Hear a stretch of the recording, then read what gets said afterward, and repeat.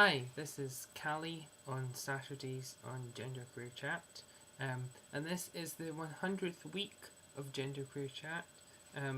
It feels kind of weird to be celebrating 100th week when this is my third week, but I have been watching the channel for about a year, so yeah, I feel like I've experienced a lot of that general wondrousness that is Genderqueerchat, and I want to start off my video by just thanking everybody that's made videos for the channel, because when I was first, we'll get onto this in a minute, but when I was first kind of thinking about genderqueer, kind of negotiating my own genderqueer identity, I watched a ton of YouTube videos about this sort of thing, and yeah, I would not have been able to kind of think about these things in the way that I did. I would not have had as much input into it as I did without Genderqueerchat, so thanks.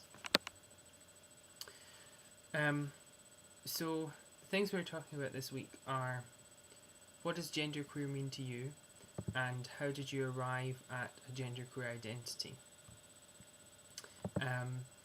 So genderqueer means to me, in very simply, that I don't identify either as a man or as a woman. Now, I think that I'm going to kind of answer these two questions together because they're very intertwined. So I think I arrived at a genderqueer identity because I'd known for a while that I didn't, since I was about 16 or 17 I think, that I didn't want to identify as a man. I was getting to the stage when the culture hands you the great baton and says, now you are a man. But I decided that I wanted to forego the baton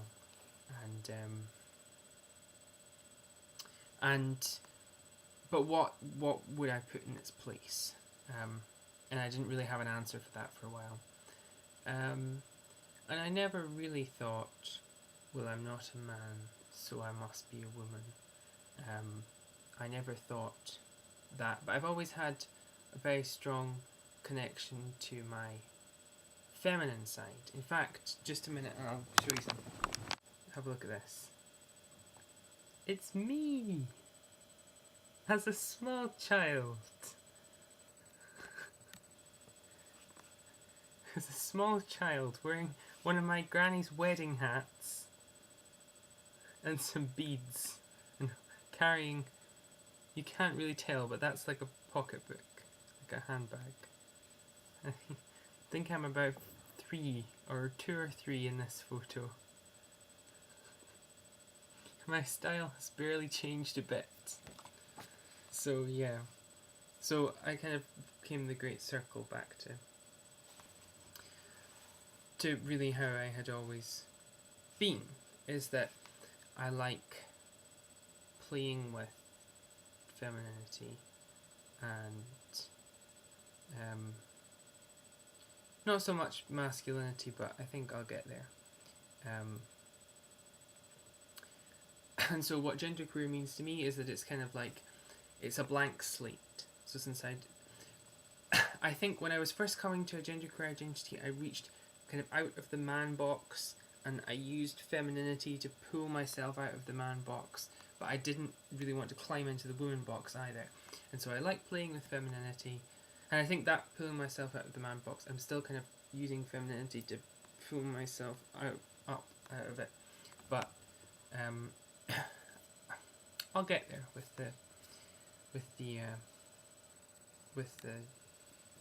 the more kind of butchy stuff. I will. But I think I'm in my heart of hearts, I am a great big fan.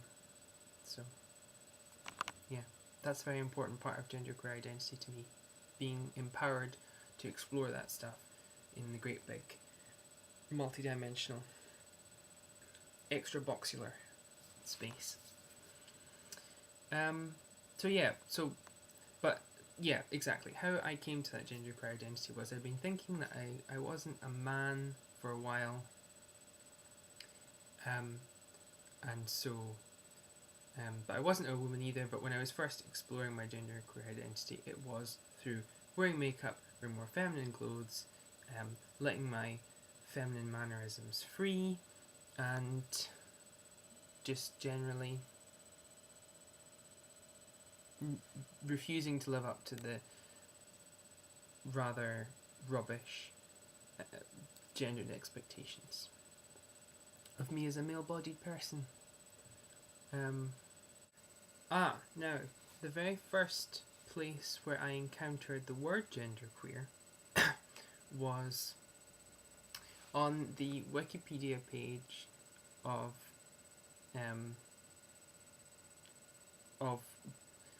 so I was looking at, because I've always been interested in these kinds of things, of kind of different kind of ways of acknowledging gender and in gender studies and in all that sort of stuff. And I was on a Wikipedia page, and it was one of the Wikipedia pages on sort of alternative gender identities, and I don't think I was quite shopping around for one that would suit me, but I was certainly looking for things and thinking, well, where does my feeling about all this fit in? And one of them was genderqueer, and so I clicked on it and I read it and I thought, well, that's me. That maybe that's what I am. And it took a little longer. It stayed in there, and it sort of percolated and germinated, and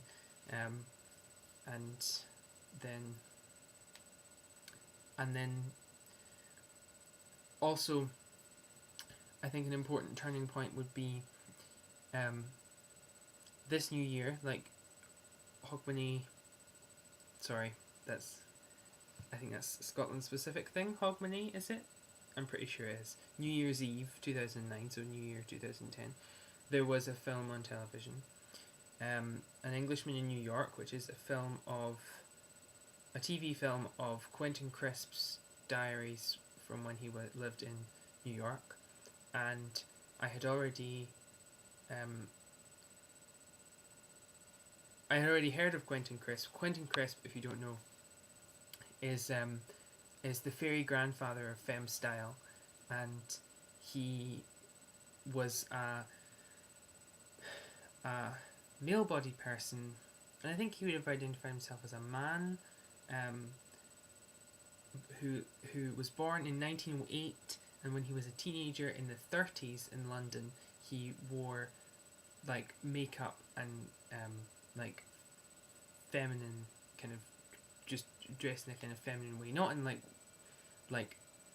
in sort of like in dresses and things, but in like a kind of feminine way, and went about being kind of extraordinarily visibly queer, and was shouted at in the streets and things for it, and beaten up and all sorts of horrible things, but he kept going and kind of doing this thing that he did, and just kind of living and being himself, and wrote books about his experiences, the main one of which is The Naked Civil Servant, which I strongly urge you to read, if you're interested in that sort of thing.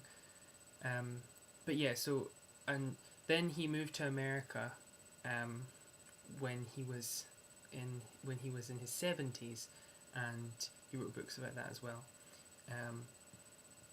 And he was just a fabulous person, and is one of my great personal heroes.